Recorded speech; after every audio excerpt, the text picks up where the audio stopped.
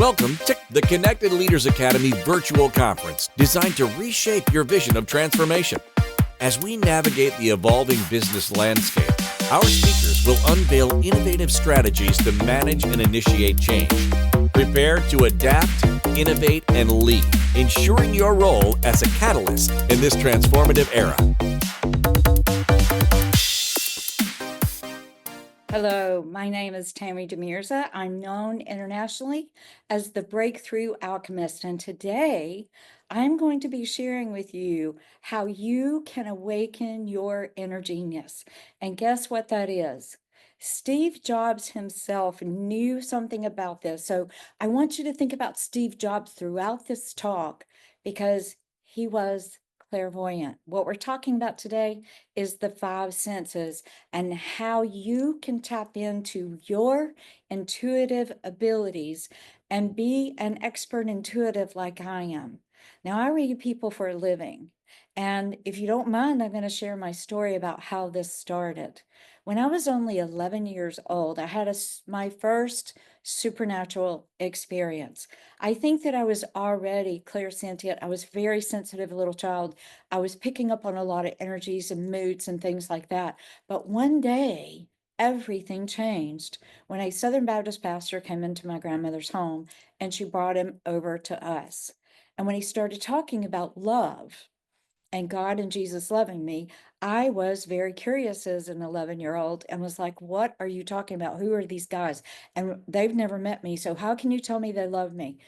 To make a long story short, with a lot of conversation and me asking questions and telling him I really didn't want to hear about anything but love, I invited love in my heart.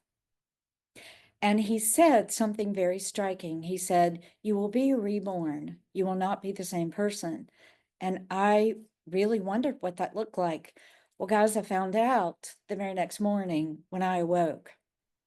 Imagine being 11 years old and you wake up and your entire world has changed and you know you're not the same. You know that what you supernaturally are picking up on. I knew that my parents had argued at midnight. I knew that there were all kinds of things going on with the kids at school. I knew what my parents were thinking in the other room. I knew what moods they were in. I knew what our morning would be like.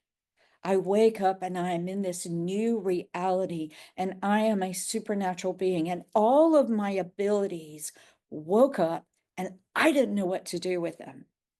So I laid in bed for a few minutes and I thought, what is this and who am I and why do I not want to put on anything in my closet? And why do I not like my friends anymore? And why do I want different food for breakfast? I didn't understand. So let me tell you what ended up happening. Through trial and error and using this in school and being called the counselor in school because I just supernaturally knew things. The kids would call me and I was doing sessions for them, not even knowing that I was reading their lives. I was reading what was going on. I was reading what was going on with the parents and I was giving all of this information to the kids in school. They knew that I was different and I seemed okay. But one day at recess, one of my friends named Scott, I went to him and said, "Why didn't you tell me that your grandmother was in the hospital for 3 days? She was so sick, she almost died. I would have prayed for her." Scott got upset at me and said that I was mean, that his grandmother wasn't in the hospital. But he goes home that night and he finds out that his grandmother had been in the hospital for 3 days and did almost die. But here's what happened to me because of it. I'm innocently sharing what it is that I know. I don't really know what to do with these abilities at 11 years old. I'm kind of like Elsa in the movie Frozen. You have these abilities, you don't know where they came from, and you don't really know what to do with them. And so the consequence of that was that the parents were upset at me because I had shared that with him. And they said, "What is her name?" And he said, "Tammy." And they said, "You cannot play with her anymore. We do not want you to know her." Can you imagine the pain that you would go through being this innocent little kid, thinking that everybody wants to know what you know? You don't even know why you know. You don't know why you can see things that people aren't showing you. You don't know why you can hear their thoughts and what they're not telling you.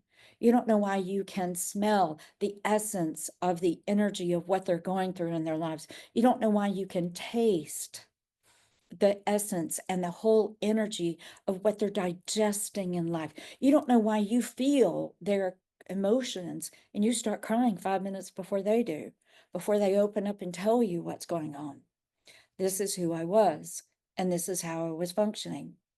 You see, what is interesting about this is that every single one of you are supernatural and spiritual beings having a human experience. And every single one of you, like me, have had supernatural experiences.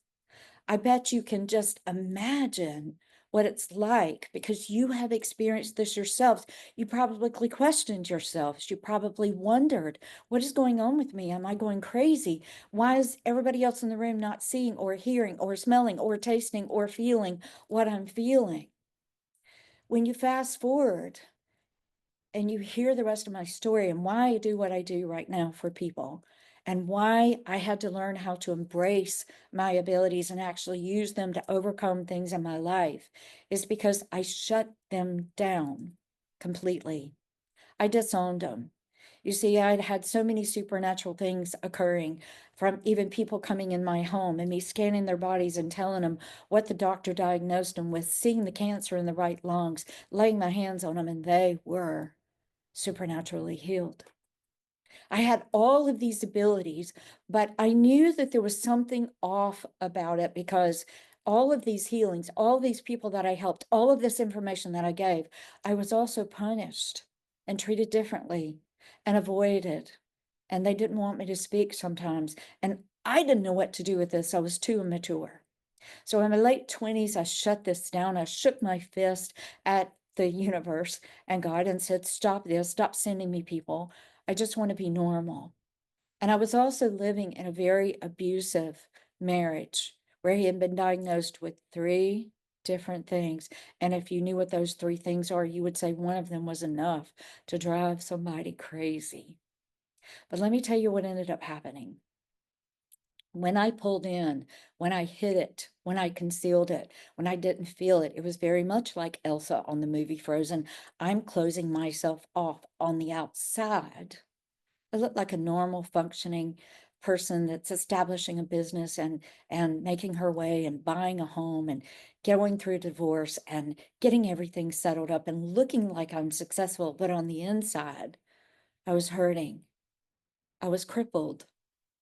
And I made some really interesting decisions. For you see, when you disown who you are and you're not using all of your abilities, and let me tell you that your intuition is the most powerful thing that you have, and you get your intuition tapping into your inner genius through your 5 senses. That's how you receive information.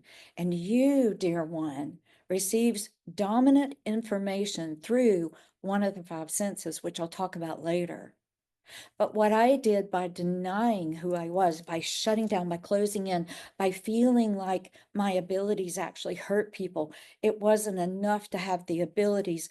I needed to know that I was making an impact and making a positive impact on people's lives. I felt this pressure, you see, to make a big impact, to do big things for people. I knew that I was different. I knew that I was a freak and I was treated that way. And in high school, I wasn't invited to parties because they knew that I was too clean. I knew not to do those things. So in denying it, I decided to go and do what other people who are much stronger, seemed more stronger than me, more passionate, more sure of themselves. I decided to go with what they said, and that led me down a path of destruction. And this is why I say that when you're not using your discernment, your intuitive abilities, you're not tapping into what you have that helps you make decisions, that helps you create success, that helps you to discern, then you might get in trouble like I did. I became homeless. And let me tell you, that was a shocking thing from all of the things that I had created. I had started using the laws of attraction. I had started placing my orders with the universe. I started getting these recipes from spirit. I started coming back into who I was, but I was still not trusting myself, still not using my abilities, still denying them, not really going in and owning them and pulling them in and standing in them. And I met a Bernie Madoff type, a sociopath who stole everything I had. He stole $284,000 and he went to prison, not for what he did to me, because he was doing this to other people. And here I am lost in a bathtub about to commit suicide. And something intervened. In the moment after I decided I'm going to end it, I'm going to get out of this warm bath, which I absolutely love the warm water. And I know how I'll kill myself. And I'm going to go see my children and the guy that I was working with in prison that I wrote about in a memoir. If you look at my name, you'll find it. And I ended up with this decision. And then all of a sudden, divine intervention came in and somebody wired me money. You see, I was penniless. There were days that I wake up and I'd have 50 cents in my pocket. How do you overcome that? How do you not even be able to go to McDonald's when you were this supernatural being that was doing all these supernatural things? I knew that I had to come back in. See, for not only my best friend wired me money, but my two children called me within minutes of each other, very concerned. Mom, what's going on? What are you doing? I know something's off. And I knew that I had to stay. I knew that my life's work wasn't finished. And this is probably relating to so many of you who you're doing so much, you're struggling so much, you're trying so much, you're strategically working on things. But the biggest asset that you have is your inner genius, which is your intuition. You know, Steve Jobs actually said that intuition is a very powerful thing, more powerful than intellect. And guess what Einstein said? The only real valuable thing is intuition. So I want you to go with me for a few minutes on a little journey, and then I'm going to teach you how you can use your five senses to develop your intuition and to be able to read people like I do. So this disowning turned into owning, embracing, pulling it in, and then asking the universe, who am I? How do I function? And how can I overcome homelessness? And that was a journey, believe me. I wrote about it in The Inmate and the Medium. So let me just tell you what happened. As I started to pull in, as I started to stand in whoever I am and what my abilities are, I started getting discernment. I started using conscious alchemy techniques to manifest whatever it was I wanted. You see, in the bit of time that I was actually homeless, I didn't have furniture. I didn't have a place to live. All I had was a car that was paid for. I never missed a meal because I would wake up in self-abuse or feeling sorry for myself or questioning myself, and then I would overcome it and a miracle would happen. So I began to focus on more of the supernatural and reclaiming that ability and those abilities that I had. And guess what I ended up doing? I ended up going in 1 year, really in 9 months, from $55,000 that I had started making money at overcoming homelessness to $294,000 in 1 year. That's quite a jump when that is 434% jump in less than 1 year. This is what the benefits of are you using these abilities. And this is why I do what I do for clients today and why I'm here teaching you today, because you have sensory superpowers and they're in the five senses. So let me talk about that with you for a few minutes. The first one that I will mention is clear seeing. It's located right here in the bridge. As I'm speaking, you may feel an awakening. You may feel something happening right here. That is your clairvoyance asking permission to open that up so that you can see things. People who have clairvoyance are constantly using them to see not only what people are showing them, their body movements, their eyes. They pay more attention to the physical. They might be better dressers than most people. They might be more interested in style because they see things and they affect them and their lives. And it's how they receive information about people. I know some people look at men's shoes and think, okay, well, I'm interested in him because of his shoes or not. That is seeing. Well, there's a physical side of you seeing and there's a non-physical side of you seeing. And what if you developed that ability to see, which is called clairvoyance, to see things that people aren't showing you? And what would that do in your business? How would that catapult your success when you're getting intel and intuitive information that you can actually use to be more to your clients, to offer more, to see them? I'm going to tell you, in a world where there's so much technology, we are hurting because we feel unseen and unheard, which is the next thing I'm going to speak about, is clairaudience. So clairaudience is clear hearing. And guess what? It's not inside the ear. It's actually behind the ear on this bone. So I'm going to tell you a very interesting story. I hired an international speaking coach who was a double Grammy nominated, famous Italian opera singer. And one day we're working on a 15-minute TEDx style talk for me to go on stage in a studio and record. And she said, I need to know more. And I said, well, you're clairaudient. She said, what does that mean? I said, that means you hear. And Monique, it's located not inside the ear, but behind the ear on the bones. And all of a sudden she broke and she started crying. And I said, Monique, what's behind your tears? And she said, Tammy, right before the curtain would lift, I would be rubbing these two bones. And as an opera singer, you have to hear every reverberation. And I said, so you see how clairaudience, you implanted that you would experience that in this lifetime to help you with your career. Guys, guess what? That relates to you. Every single one of you have these supernatural sensory superpowers, and they are your spiritual side of you and gives you intel and information and gut feelings that you never knew. So let's talk about clairscent, which is obviously in the nose, that is smelling. Have you ever heard anybody say or said yourself, I smell a rat after you hear somebody speak?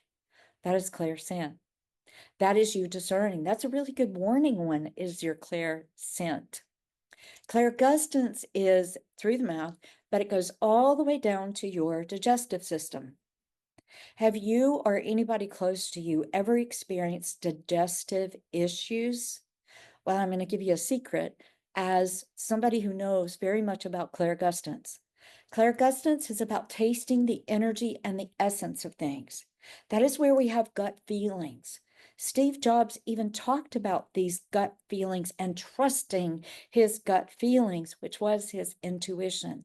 He was also not just clairvoyant and saw things that weren't even real yet, unseen things that he presented to us, and we use them every single day. I have all Apple products. Thank you, Steve, for trusting your clairvoyance, seeing what cannot be seen, and clairgustance, gut feeling.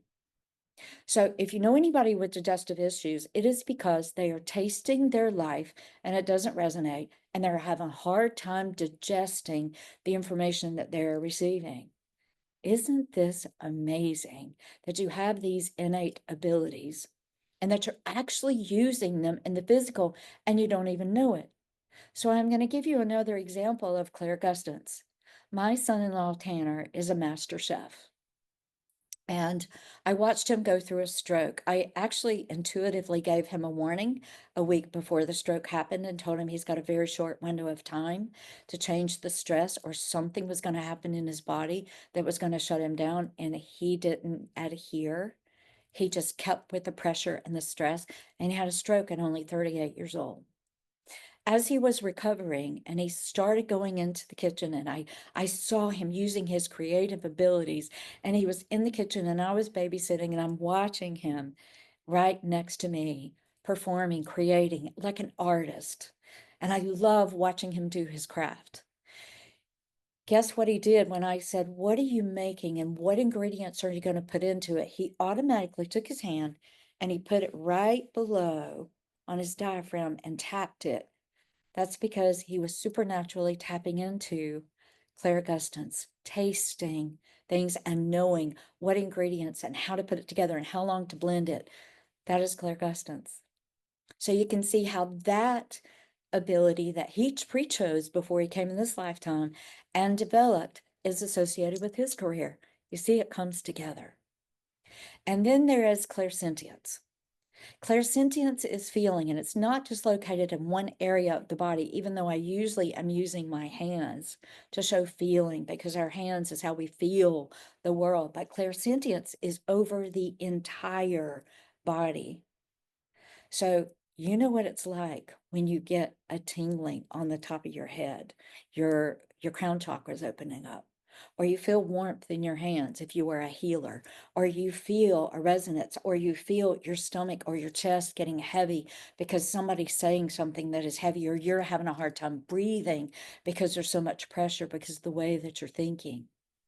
Clairsentience is one of the biggest tools that you have. That is clear feeling, to tap into your discernment, your innate abilities, your intuition, and it goes with all of the other four senses. So clairsentience is one of those that I would love for you to study. I've written books about it. You can email me at Tammy De Mirza. Look at my name at the bottom of the screen and email me and let me know what you think your dominant sensory superpower is in the five senses: seeing, hearing, tasting, smelling, and feeling. You are using these every day in ways that you don't even know, like the examples that I have given you. It is fascinating how much of us we deny and do not own. And I'm going to tell you that's how I overcame homelessness. That's how I made $294,000 in 1 year and have risen that every year. It's why my clients 10x their salaries and double them even in corporate America, where they think their salaries are fixed. I'm that person that can read what they're doing, where they're stuck, what the subconscious believes, and then help them to tune into their intuitive abilities and use them in business. So imagine if you start using that today in all of your relationships, whether it is work with money or with your family members or your mate or your loved ones. What if you could be much more successful in your life because you tap into something that you came into this world with? Let me just tell you something before I leave. You are so much more than anything that you have ever chosen and decided to experience. I do not identify myself as really being homeless because I overcame it. And the good news is that once you overcome something in your curriculum in life, you never have to experience it again or even the symptoms. You see, you are a supernatural and spiritual being, and you are so much more than you ever thought. And I see you. I think in this world today, it would be good for us to connect with who we innately are. And I'm going to give you a tool that you can say to the universe, source, God, however you want to frame it. I want to know who I am and how you see me. Who am I? What abilities do I have? And how can I expand and grow them? If you're interested, please email me at Tammy De Mirza. I'd love to know your story. I would love to know what you got from this speech today. I would love to know what things you have overcome. Like me, you are more powerful than you can possibly imagine, and you are loved. Thank you for coming today. Thank you for participating in today's enlightening session. As we transition to our next expert, remember that each strategy and insight is a step toward becoming a transformative leader in your field. Visit connectedleadersacademy.com to stay engaged and informed. The journey of change is ongoing. Let's move forward together.